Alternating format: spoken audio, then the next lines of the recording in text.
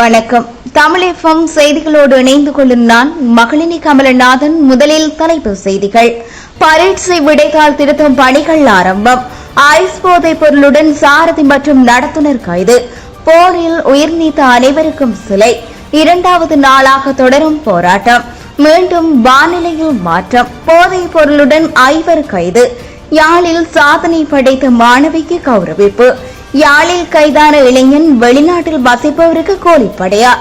விடுதலை புலிகளின் முகாம் அமைந்திருந்த பகுதியில் புதையல் தோண்டிய 5 கைது. புகையிரத விபத்தில் 2 உயிரிழப்பு. பொருளாதார அபிவிருத்தியை இலக்காக கொண்டு போக்குவரத்து துறையை மேம்படுத்த வேண்டும் வடக்கு மாகாண ஆளுநர். இனி வருவன விரிவான செய்திகள். முதலில் இலங்கை செய்திகள்.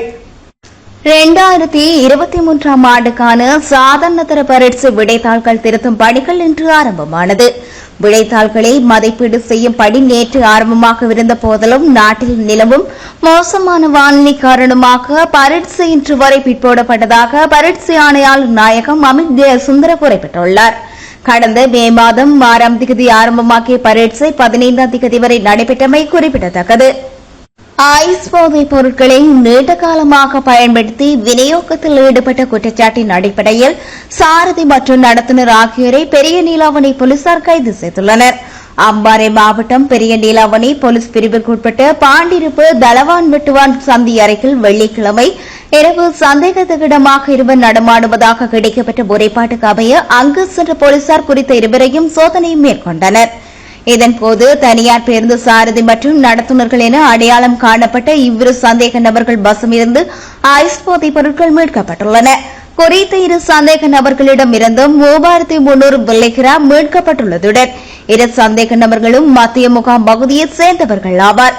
32 மற்றும் 37 வயது மதிக்கத்தக்க 2 சந்தேக நபர்களிடம் மேலதிக விசாரணைகளை பெரிய நீலாவணை போலீஸ் நிலைய பொறுப்பதிகாரி போலீஸ் பரிசோதகர் KSK வீரசிங்க தலைமையிலான போலீசார் மேற்கொண்டுள்ளதுடன் நீதிமன்றத்தில் ஆஜர்படுத்த நடவடிக்கை எடுத்துள்ளனர். ஈழ விடுதலை போராட்டத்தில் போராடி உயிர் நீத்த அனைவருக்கும் சிலை வைக்க நடவடிக்கை எடுப்போம் என ஈழ மக்கள் ஜனநாயக கட்சியின் ஊடக பேச்சாளர் ஐயாத்துரை ஸ்ரீரங்கேஸ்வரன் தெரிவித்துள்ளார். யாழ் ஊடக அமையத்தில் நேற்றைய தினம் வெள்ளிக்கிழமை இடம்பெற்ற ஊடகவியலாளர் சந்திப்பின் போதே அவர் மேற்கொண்டவாறு தெரிவித்துள்ளார். தமிழ் மக்களின் அரசியல் உரிமைக்காக ஈழ விடுதலை போராட்டத்தில் ஈடுபட்டவர்கள் இலங்கை அரசு படைகளாலும் சகோதர படுகொலைகள் மூலமும் கொல்லப்பட்டுள்ளனர். அவர்கள் தமிழ் மக்களின் அரசியல் உரிமைக்காக எனும் ஒரே நோக்கத்துக்காக போராட வெளியிட்டவர்கள் கொல்லப்பட்டுள்ளனர். அவர்களுக்கு சிலை வைக்கும் நடவடிக்கையை முன்னெடுப்போம். ஈழ விடுதலை போராட்டம் இலங்கை இந்திய ஒப்பந்தத்துடன் ஆயுத போராட்டங்கள் முடிவுக்கு வந்திருக்க வேண்டும் என்பது எங்களுடைய நிலைப்பாடு. அதனை மீறியும் காலங்கடந்தும் ஆயுத போராட்டம் சென்றுள்ளது. ஆனால் ஈழ விடுதலை போராட்டத்தில் போராடிய அனைவருக்கும் தான் சிலை வைப்போம். போரில் கொல்லப்பட்ட மக்களுக்கு ஒரு பொது தூவி அமைக்கப்பட்டு ஒரு பொது நினைவு தினம் அனுஷ்டிக்கப்பட்டு அந்நாளை விடுமுறை நாளாக அறிவிப்பதற்காக நல்லாட்சி காலத்தில் அமைச்சர் டக்ளஸ் தேவானந்தா நாடாளுமன்றத்தில் தெரிவித்திருந்தமையும் நாடாளுமன்றம் அங்கீகாரம் வழங்கியிருந்தாலும் இன்னும் அது நடைமுறைக்கு வரவில்லை என தெரிவித்துள்ளார். பல்வேறு கோரிக்கைகளை முன்வைத்து லோகோமோட்டிவ் ஆபரேட்டிங் என்ஜினியர் சாரதிகள் சங்கம் ஆரம்பித்துள்ள பணிப்புறக்கணிப்பு இன்றும் சனிக்கிழமை 2வது நாளாக தொடர்கிறது. இதனால் இன்று காலை முதல் 10 புகையிரதங்கள் ரத்து செய்யப்பட்டுள்ளதாக புகையிரத துணை பொது முகாமையாளர் தெரிவித்துள்ளார். அதன்படி பதவி உயர்வு வழங்காமை மற்றும் ஆட்சேபர் தாமதம் உள்ளிட்ட பல்வேறு பிரச்சினைகளால் நேற்று நள்ளிரவு முதல் லோகோமோட்டிவ் ஆபரேட்டிங் என்ஜினியர் சாரதிகள் சங்கம் இந்த பணிப்புறக்கணிப்பை ஆரம்பித்திருந்தனர். இதனால் பயணிகள் பெரும் சிரமத்துக்கு முகம் கொடுத்து வருவதாக குற்றம் சுமத்தியுள்ளனர். இதேவேளை 5 புகையிரத நிலையங்களில் 2 சாரதிகள் இந்த பணிப்புறக்கணிப்பில் கலந்து கொள்வதாகவும் தமது பிரச்சினைகளுக்கு தீர்வு கிடைக்காவிட்டால் பணிப்புறக்கணிப்பு தொடரும் எனவும் அதன் செயலாளர் மேலும் தெரிவித்துள்ளார். மழையுடனான வானிலை இன்று முதல் அதிகரிக்கும் என வளிமண்டலவியல் திணைக்களம் எதிர்வு கூறியுள்ளது. மேல் சப்ரகமுவ வடமேல் மற்றும் தென் மாகாணங்களிலும் கண்டி மற்றும் நுவரெலியா மாவட்டங்களிலும் அவ்வப்போது மழை பெய்யும் என எதிர்பார்க்கப்படுகிறது. மேல் மற்றும் சப்ரகமுவ மாகாணங்களிலும் நுவரெலியா காலி மற்றும் மாத்தறை மாவட்டங்களிலும் சில இடங்களில் 50 மில்லிமீட்டருக்கு அதிகமான ஓரளவு பலத்த மழைவீழ்ச்சி எதிர்பார்க்கப்படுவதாக வளிமண்டலவியல் திணைக்களம் எதிர்ப்பு கூறியுள்ளது. களுத்துறை, கொழும்பு, காலிககாலை, இரத்தினபுரி மற்றும் மாத்தறை மாவட்டங்களிலும் சில பிரதேச செயலக பிரிவுகளுக்கு விடுக்கப்பட்டுள்ள மண்சரிவு அபாய எச்சரிக்கை நீடிக்கப்பட்டுள்ளது. ஐஸ் போதைப் பொருளுடன் நால்வரும் போதை மாத்திரைகளுடன் இருவருமாக ஐவரை காத்தான்குடி பிரதேசத்தில் வைத்து கைது செய்துள்ளதாக காத்தான்குடி போலீஸ் நிலைய பொறுப்பதிகாரி இ கயநாயக்க தெரிவித்துள்ளார். நேற்றிரவு காத்தான்குடி போலீஸ் பிரிவுக்குட்பட்ட காரத் நகர், டெலிகாம் வீதி, கடற்கரை வீதி, நுரானிய பிரதேசங்களில் போலீசார் நடாத்திய திடீர் சுற்றி வளைப்பின் போதே இவர்கள் கைது செய்யப்பட்டுள்ளனர்.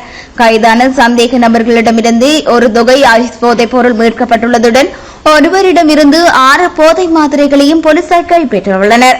கைதான சந்தேக நபர்கள் மட்டக்களப்பு நீதிமன்றத்தில் ஆஜர்படுத்துவதற்கான நடவடிக்கைகளை காத்தான்குடி போலீசார் மேற்கொண்டுள்ளதாக காத்தான்குடி போலீசார் தெரிவித்துள்ளனர். மேலதிக விசாரணைகளை போலீசார் மேற்கொண்டு வருகின்றனர்.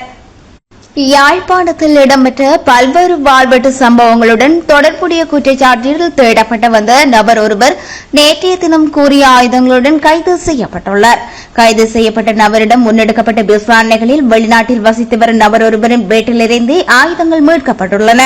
யாழில் இடம்பெற்ற வன்முறை சம்பவங்களுடன் தொடர்புடைய குற்றச்சாட்டில் தேடப்பட்டு வந்த இளைஞர் ஒருவர் சுன்னாகம் ஈவினை பகுதியில் மறைந்துள்ளதாக யாழ்ப்பாணம் மாவட்ட குற்றத்தடுப்பு போலீசாருக்கு ரகசிய தகவல் கிடைக்கப்பட்டதை அடுத்து சம்பவ இடத்துக்கு விரைந்த போலீசார் இளைஞரை கைது செய்துள்ளனர்.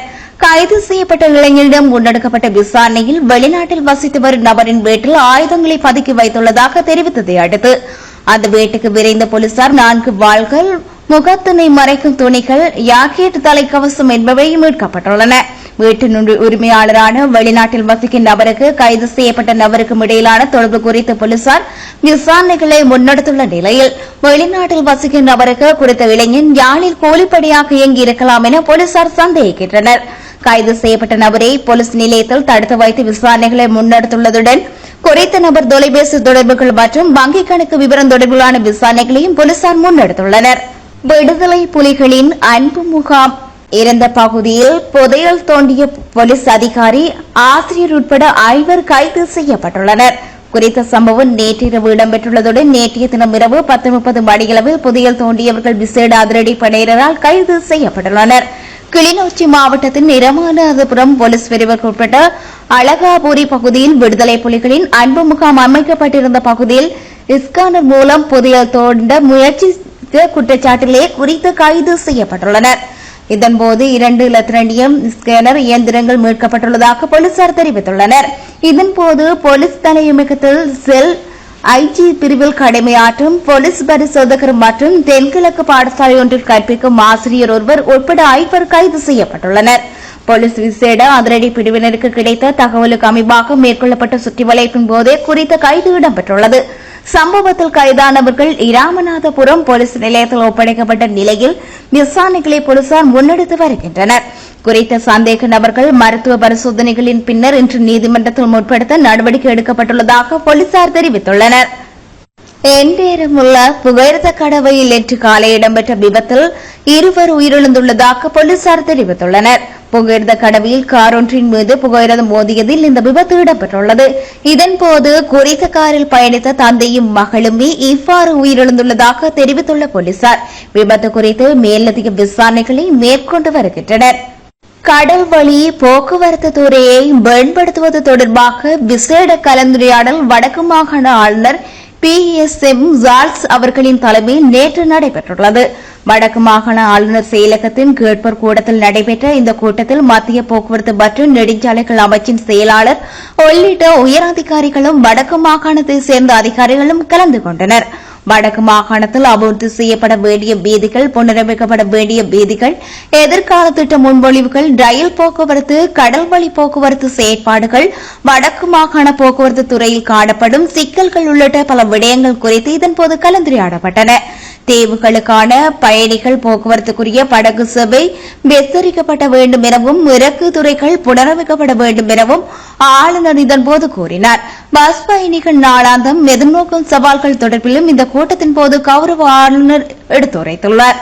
ஒருங்கிணைந்த நேர அட்டவணையின் அரசு மற்றும் தனியார் பஸ்களை சேவையில் ஈடுபடுத்த நடவடிக்கை எடுக்கப்பட வேண்டும் என ஆளுநர் கூறியதுக்கு அமைய அதற்கான உரிய செயற்பாடுகளை அமல்படுத்துமாறு மத்திய அமைச்சின் துறைசார் அதிகாரியால் மாகாண அதிகாரிகளுக்கு ஆலோசனை வழங்கப்பட்டுள்ளது. பாதுகாப்பற்ற ரயில் கடவுகளுக்கான சமிக்கைகள் கட்டமைப்புகளை ஏற்படுத்துதல் மற்றும் யாழ் காங்கேசந்துறை ரயில் நிலையங்களுக்கு அருகில் போக்குவரத்து முனையங்களை நிறுவுதல் போன்ற விடயங்கள் குறித்தும் ஆளுநர் தனது ஆலோசனைகளை முன்வைத்தார். வடக்கு மாகாணத்தில் உள்ள ரயில் நிலையங்களுக்கு அருகில் காணப்படும் பொருள் களஞ்சிய சாலைகள் உரியவாறு பயன்படுத்த வேண்டும் எனவும் பயன்பாடு குறைந்து காணப்படும் களஞ்சிய சாலைகளை தனியாரிடம் வழங்கி அவற்றை மேம்படுத்த வேண்டும் எனவும் ஆளுநர் தெரிவித்திருந்தார். போக்குவரத்து துறையை மேம்படுத்துவதனூடாக பொருளாதார அபிவிருத்தியை அடைய முடியும் எனவும் சுற்றுலாத்துறைசார் விடயங்களை மையப்படுத்தி போக்குவரத்து சேவையை விஸ்திரப்படுத்த வேண்டும் எனவும் ஆளுநர் கூறியுள்ளார். வடக்கு மாகாணத்தில் போக்குவரத்து துறையை விஸ்திரப்படுத்துவது தொடர்பில் கேட்டறிந்து கொண்ட மத்திய போக்குவரத்து மற்றும் நெடுஞ்சாலைகள் அமைச்சின் செயலாளர் கடல்வழி போக்குவரத்தின் அவசியம் மற்றும் தேவை தொடர்பிலும் ஆராய்ந்து உரிய நடவடிக்கை எடுப்பதாக கூறினார். அத்துடன் எதிர்வரும் 1.5 மாதங்களுக்குள் தண்டவாள புனரமைப்பு நிறைவு செய்யப்பட்டு கொழும்பிலிருந்து யாழ்ப்பாணத்துக்கான நேரடி ரயில் சேவை மீள ஆரம்பிக்கப்படும் எனவும் போக்குவரத்து துறை மேம்படுத்த தேவையான அனைத்து நடவடிக்கைகளையும் எடுப்பதாக அவர் தெரிவித்துள்ளார். அம்பாறை பதியத்தலாவ பகுதியில் உள்ள பாடசாலை ஒன்றில் போதைப்பொருள் அடங்கி 2 மாத்திரைகள் உட்கொண்ட 2 மாணவர்கள் மயங்கி விழுந்துள்ள நிலையில் வைத்தியசாலையில் அனுமதிக்கப்பட்டுள்ளதாக போலீசார் தெரிவித்துள்ளனர். அத்துடன் இந்த 2 பாடசாலை மாணவர்களுக்கும் போதைப்பொருள் விற்பனை செய்த சந்தேகத்தின் அடிப்படையில் பதியத்தலாவ உள்ள பிரதேசத்தில் வசிக்கும் 21 வயதுடைய இளைஞர் ஒருவர் கைது செய்துள்ளனர். சம்பவத்தில் பாடசாலையில் 1ஆம் தரத்தில் கல்வி கற்கும் தரம் 6 வயது மாணவனும் 7ஆம் தரத்தில் கல்வி கற்கும் 11 வயது மாணவனுமே இவ்வாறு வைத்தியசாலையில் அனுமதிக்கப்பட்டுள்ளனர். இதேவேளை வைத்தியசாலையில் அனுமதிக்கப்பட்டுள்ள 2 மாணவர்களும் சகோதரர்கள் என்பதுடன் கைதான இளைஞனே அவர்களுக்கு போதை மாத்திரைகளை வழங்கியுள்ளமை போலீஸ் விசாரணைகளில் தெரியவந்துள்ளது. இந்நிலையில் குறித்த 2 மாணவர்களும் கைதான இளைஞன் வழங்கிய போதை மாத்திரைகளை உட்கொண்டுள்ளதுடன் மயங்கி விழுந்துள்ள நிலையில் வைத்தியசாலையில் அனுமதிக்கப்பட்டுள்ளனர். இனி வருவன இந்திய செய்திகள். பாஜக தலைமையிலான தேசிய ஜனநாயக கூட்டணியின் கூட்டம் டெல்லியில் உள்ள பழைய நாடாளுமன்ற கட்டடத்தின் மைய அரங்கில் நேற்று நடைபெற்றுள்ளது. இந்நிலையில் கூட்டத்தில் பங்கேற்க பழைய நாடாளுமன்றத்துக்கு வந்த மோடி அனைவருக்கும் வணக்கம் வைத்துவிட்டு நேராக இந்திய அரசியலமைப்பு புத்தகம் வைக்கப்பட்டிருந்த இடத்துக்கு சென்று அதனை கையில் எடுத்து நெற்றியில் ஒத்திக் கொண்டுள்ளார். பின்னர் அதனை தலைவணங்கி தொட்டு கையெடுத்து கும்பிட்டு அதன் பின்னரே தனது இருக்கைக்கு சென்று அமர்ந்துள்ளார். குறித்த கூட்டத்தில் தேசிய ஜனநாயக கூட்டணியின் நாடாளுமன்ற கட்சி தலைவராக நரேந்திர மோடி தேர்ந்தெடுக்கப்பட்டுள்ளார். இக்கூட்டத்தில் தேசிய ஜனநாயக கூட்டணி கட்சியின் அனைத்து தலைவர்கள், புதிதாக எம்பிக்களாக தேர்ந்தெடுக்கப்பட்டவர்கள், மாநில முதல்வர்கள், பாஜக தலைவர்கள் என அனைவரும் கலந்து கொண்டுள்ளனர். இந்த கூட்டத்தின் முடிவடைந்த பின்னர் சந்திரபாபு நாயுடு, நிதிஷ்குமார் உள்ளிட்ட கூட்டணியின் மூத்த தலைவர்களுடன் பிரதமர் மோடி ஜனாதிபதி திரௌபதி முர்மை சந்தித்துள்ளமை குறிப்பிடத்தக்கது. இந்திய பிரதமர் நரேந்திர மோடியின் பதவியேற்பு நிகழ்வில் பங்கு பெறுமாறு தமிழகத்தின் தொடருந்து சாரதியான பெண்ணுக்கு அழைப்பு விடுக்கப்பட்டுள்ளதாக இந்திய ஊடகங்கள் செய்தி வெளியிட்டுள்ளன. பிரதமர் மோடி பதவியேற்கும் நிகழ்வு டெல்லி குடியரசுத் தலைவர் மாளிகையில் நாளை இரவு 7:15 மணிக்கு நடைபெறவுள்ளது. இந்நிலையில் பிரதமர் மோடி தொடர்ந்து 3வது முறையாக பிரதமராக பதவியேற்கின்றார். பதவி பிரமாணமும் ரகசிய காப்பு பிரமாணமும் செய்து வைக்க உள்ளனர். அவருக்கு குடியரசுத் தலைவர் திரௌபதி முர்மு பதவி பிரமாணம் செய்யவுள்ளார். இனி வருவது உலக செய்திகள். கியூபாவின் தலைநகர் கவானாவில் ரஷ்ய கடற்படை கப்பல் நிறுத்தப்படும் என்று, இதனால் இப்பிராந்தியத்தில் எந்தவொரு அச்சுறுத்தலும் இல்லை என கியூபா கூறியுள்ளது. உக்ரைன் தொடர்பாக அமெரிக்காவின் அணுகுமுறைகளை ரஷ்யாவுக்கு அமெரிக்காவுக்கும் இடையே அதிகரித்து வரும் பதட்டங்களுக்கு மத்தியில் இந்த போர் கப்பலின் கியூபாவை சென்றடைந்துள்ளது. அணுசக்தியால் இயங்கும் நீர்மூழ்கி கப்பல் உட்பட 4 ரஷ்ய போர் கப்பல்கள் அடுத்த வாரம் ஹவானாவை வந்தடையும் என்று கியூபா அதிகாரிகள் தெரிவித்துள்ளனர். இந்த பயணம் கியூபாவுக்கு ரஷ்யா கூட்டமைப்புக்கும் இடையிலான வரலாற்று நட்புறவு மற்றும் சர்வதேச விதிமுறைகளை கண்டிப்பாக கடைபிடிக்கிறது என்று கியூபாவின் வெளியுறவு அமைச்சகம் ஒரு அறிக்கையில் தெரிவித்துள்ளது. கனடாவில் வாடகை வீடுகளை தேடுவோரின் எண்ணிக்கை தொடர்ச்சியாக அதிகரித்துள்ளதாக தெரிவிக்கப்பட்டுள்ளது. இந்த நிலையில் வீட்டு வாடகை தொகையை அதிகரித்துள்ளதுடன் கனேடிய டாலர்கள் எனவும் அறிவிக்கப்பட்டுள்ளது. 2023ஆம் ஆண்டுடன் ஒப்பிடும்போது இந்த ஆண்டின் வாடகை தொகையானது 9.3% அதிகரித்துள்ளது. ரஷ்யாவின் நோவ்கோரோட் பல்கலைக்கழகத்தில் மருத்துவம் பயின்று வந்த 4 இந்திய மாணவர்கள் செயின்ட் பீட்டர்ஸ்பர்க் அருகே அமைந்துள்ள ஆற்றில் மூழ்கி பரிதாபமாக உயிரிழந்துள்ளதாக அந்நாட்டு ஊடகங்கள் செய்தி வெளியிட்டுள்ளன. இந்நிலையில் உயிரிழந்த மாணவர்களது உடல்களை மீண்டு உறவினர்களிடம் ஒப்படைக்க ரஷ்ய நாட்டு அதிகாரிகளுடன் இணைந்து இந்தியா தூதரக அதிகாரிகள் பணியாற்றி வருகின்றனர். கனடாவுக்கு அச்சுறுத்தலை ஏற்படுத்தும் இரண்டாவது நாடு இந்தியா என கனடா தரப்பில் வெளியிடப்பட்டுள்ள அறிக்கை ஒன்றில் குறிப்பிடப்பட்டுள்ளது.